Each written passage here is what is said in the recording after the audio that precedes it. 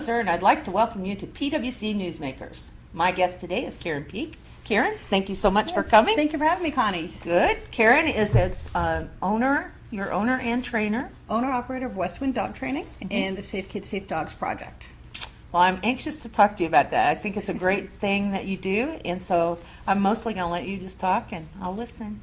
Okay. Well, I started the Safe Kids, Safe Dogs project about 13 years ago.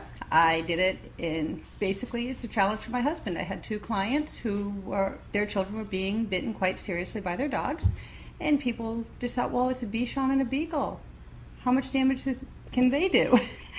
They can do a lot of damage. Sure. But everyone was convinced that, you only need to worry about, pit bulls and Dobermans and Rottweilers and German Shepherds and those dogs. And it said, no, any dog will bite.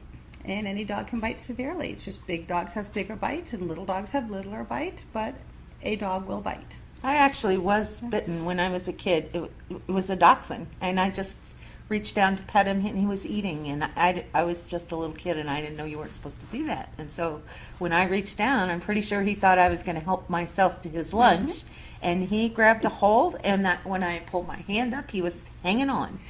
Actually, that's a pretty common way for people, especially children, to get bitten, is they don't understand that dogs don't like hugs. Dogs don't always like to share their food.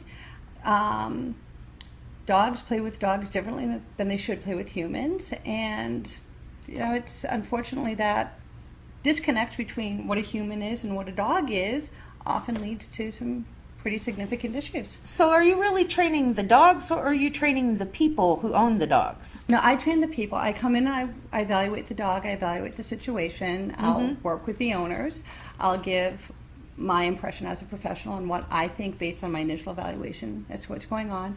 Then I start to work with the dog.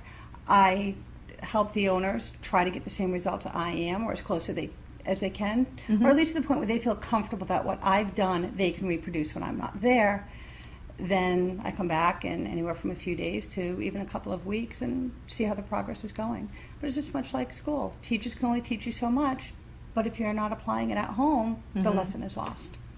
Do you typically have good results? I mean, it depends on the situation and the compliance of the owners. As with everything, it's, looking at doctors, how many people do we know that are non-compliant with doctor orders, and then they complain that the situation's not resolving? Right. It's very much like that. If I feel confident that the owner is able to do the work, and the owner is able to show me that they can do the work, and they are doing the work, then as long as there's nothing wrong inherently with the dog itself, then there is no reason why the situation can't be resolved. But if the owners are only working the dog a couple minutes a day, or even worse, the one time you walk in, if they start training the dog 5 minutes before you walk in, then no, the results won't be there. Yeah. So it's a lot of dog training, no matter the skills of, doesn't matter if you're working with a trainer like me or one of the big behaviorists who are up speaking at the Sparks Convention in Rhode Island this weekend. If you're not compliant with what needs to be done, the results won't be what you want. Do you think that part of the problem is that people, there's no real training for people to get a dog? I always said this about having children too. It's the same. You get married and you have kids, but nobody's really trained you. So you're learning on your own the whole time, and nobody's an expert at it.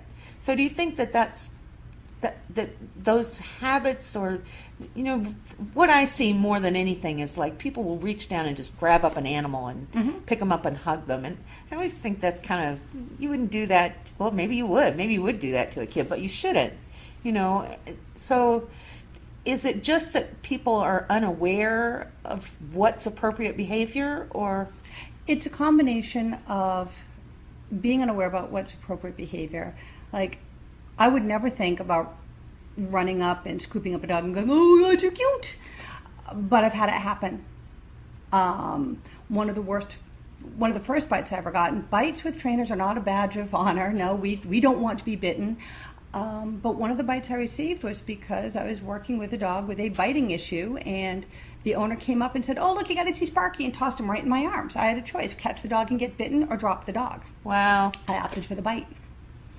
And as soon as he bit me and I got my hand on his leash and I put him down, he was fine. but the owner was behaved completely inappropriately and put me in a position where I was injured. But it happens a lot. I'll be out with one of my little fuzzy guys and someone will run up, oh, isn't he cute? I need to pat him, and run right up into his face. Well, that is one of the rudest things you can do to a dog. Yeah. You know, it's just like, imagine how you'd feel if you were at an airport or at the metro station and some stranger you have absolutely no idea who it is comes running up, puts you in a bear hug and tackles you to the ground and goes, oh, aren't you cute? Yeah. And gives you a noogie. Yeah. You're probably going to stand up and punch him. Yeah. Yeah. Or at least be afraid. So you also teach to schools, is that right? I do, yes. I am on the county schools resource speakers list. I will go to schools, scouts. I've done talks at libraries. I've done talks for dog clubs and rescues on, are you ready for a dog? Preparedness for a dog, how to choose the dog for breeders and rescues, how to encourage retention in the home. There are studies out there that show up to 33% or more of dogs that are in shelters were actually adopted from a shelter first and sent back. And the owners had no appropriate work. And by appropriate, I mean a lot of the old school methods that we learned back in the 60s, 70s, 80s when I was starting out with dogs. It was all force-based training, choke collars, prong collars, chocks. I learned how to train that way. Right. But it was through learning now the science behind dog training that those of us who are serious into training and behavior, we now understand that you can't teach through intimidation and pain. You have to teach through trust and encouraging the desired behaviors instead of only stopping the undesired. But when owners there are still shelters and rescues around here that send dogs out with prong collars, and a few weeks later I'm getting a call going, my dog's afraid of me, I don't understand. It's like, well, because every time you go near him, you're hurting him for some reason. Right.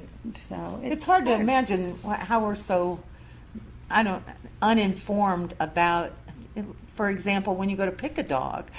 I don't think people have any idea what they're selecting, really. I mean, they're not looking at a dog and saying, this dog is bred to howl like a basset or a beagle. A hound dog that dog is meant to make noise. And then they get them home and they say, well, that dog barks all the time. Well, if you knew that first, you probably wouldn't come home with that dog. No, and it's not like the information's not out there. It's, people see something on TV.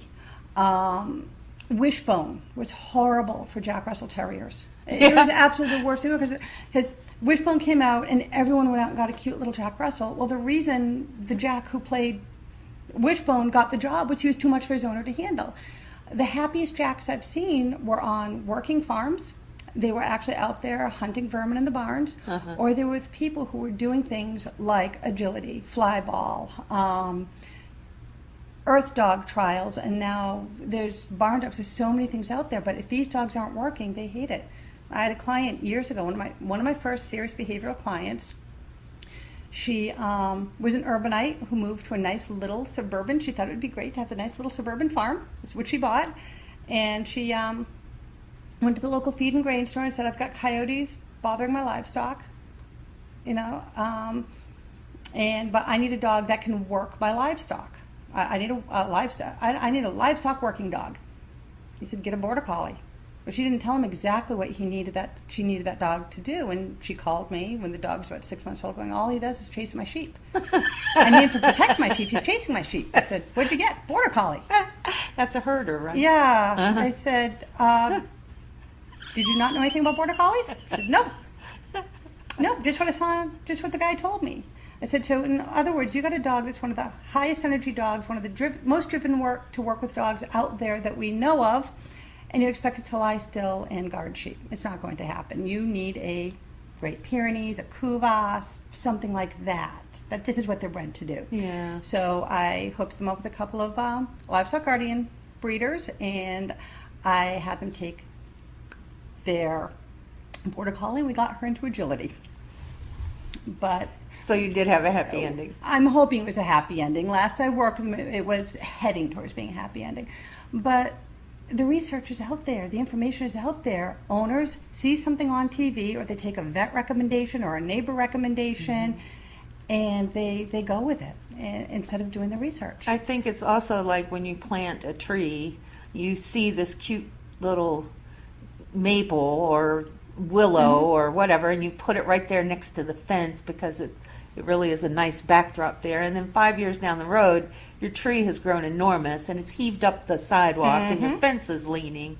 And I think people do the same things with dogs. They just don't look down the future and say, here's what's going to happen when my dog's 5 years old. No, or 10 or 15. Yeah. It's, or people say, someone will say, this dog is high energy. Well, what is a high energy dog? My definition of high energy will be definitely different than yours. So I break it down to, anything under half an hour. If you can meet your dog's physical needs for the day within a half an hour walk, your dog is probably low energy. If you're looking at 2 to 3 to 4 hours or more, your dog is probably high energy. In human-led exercises, you are out there interacting and working with that dog. It's not just, here, go play in the backyard. That leads to even more behavior. It's that we don't want. Well, tell me a little bit about your book. This is Am I Ready for Another Puppy or Dog? I wrote it a couple of years ago. Just really started publishing it last year.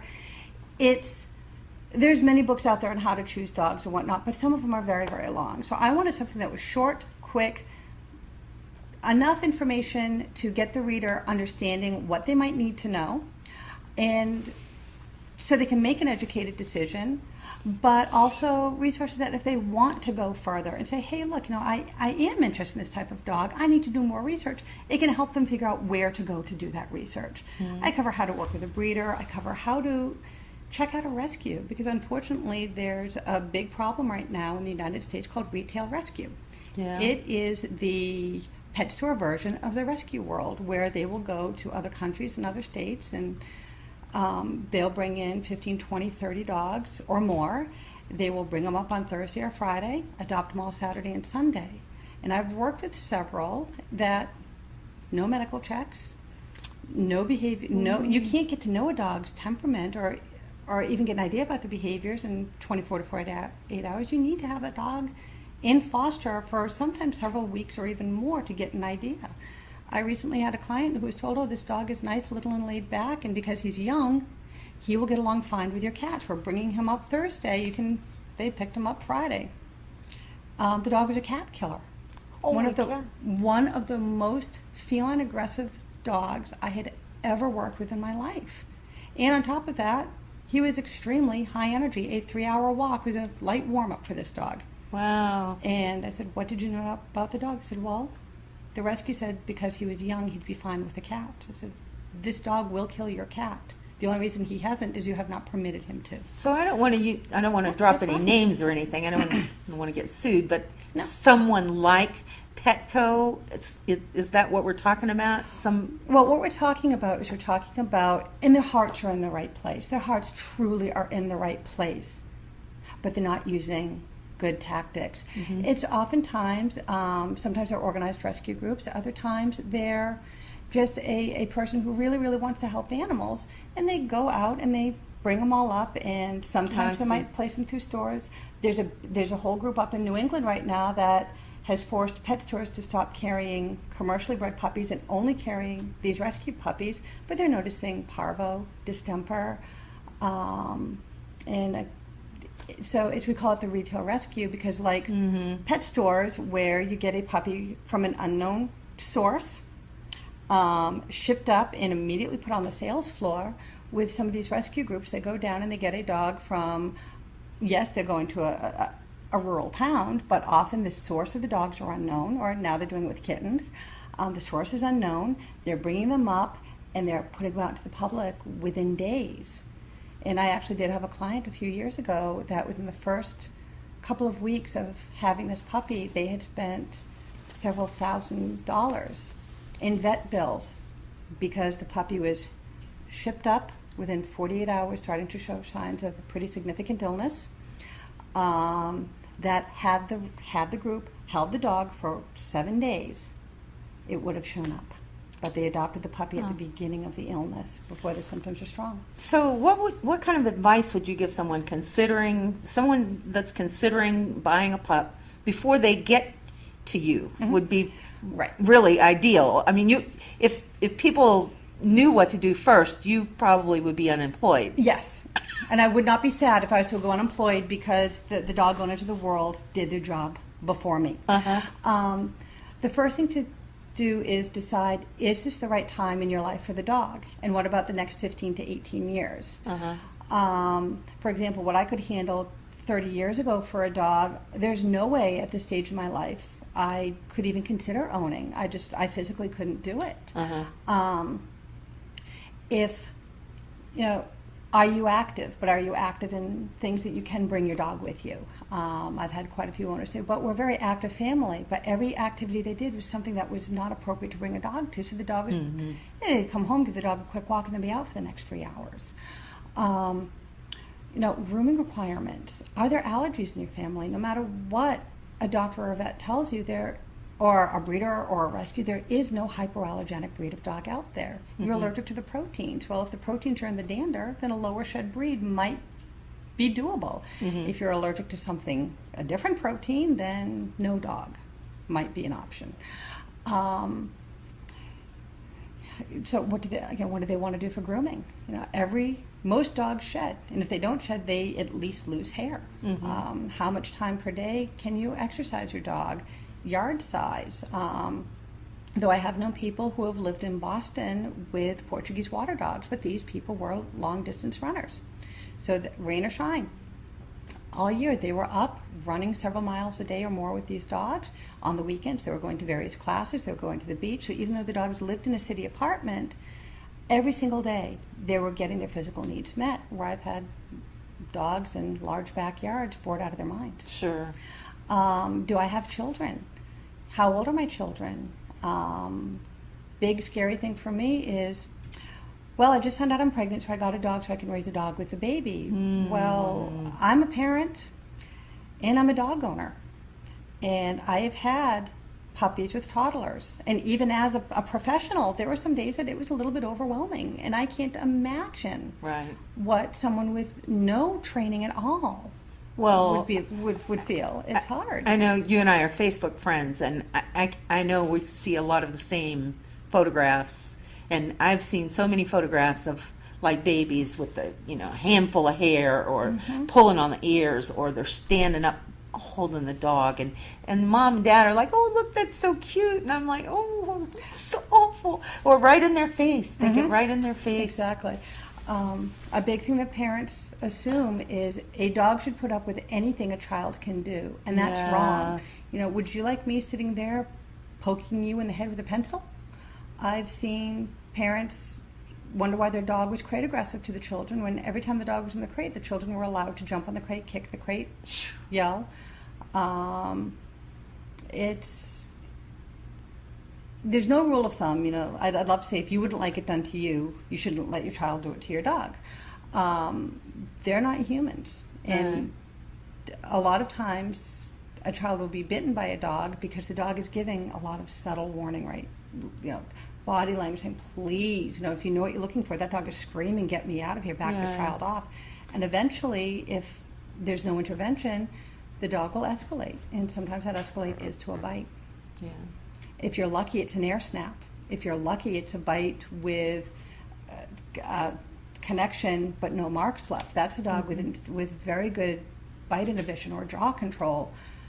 If you're not lucky, the dog has no jaw control, and you're sitting at the emergency room, and the animal control is sitting at your doorstep waiting to take away your option to do anything with your dog. And I've had that happen a couple times with clients too. They didn't heed warnings, and next thing you know, there's animal control going, we got to report your dog is bitten again. So, well, listen, I want to thank you very much for coming. It was very informative. I think we've all learned a whole lot today. And you do still write for the...